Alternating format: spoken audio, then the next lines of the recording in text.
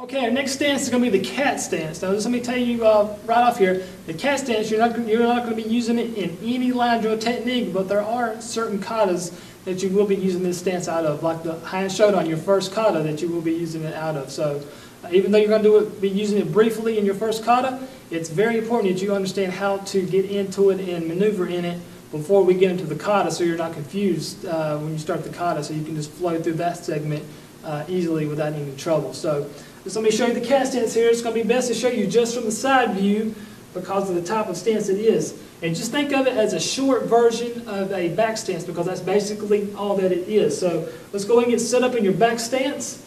Okay, everybody's got your back stance at this point, hopefully, or if you haven't, go back and review it until you feel comfortable with it.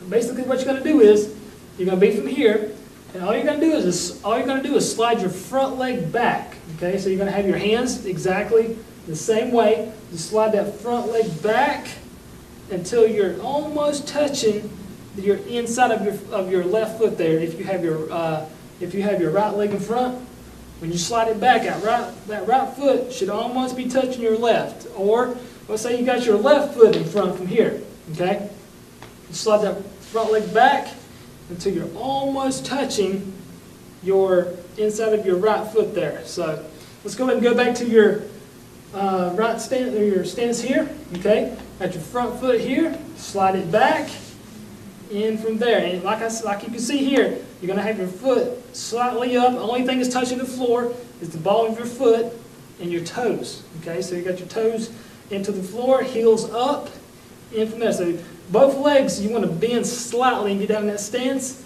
And like I said, your hands are going to be just like on the back stance. Okay, so the only thing, like I said, you're changing is your footwork. And all you're going to do to change it is bring that front leg back from there, and you have your cat stance.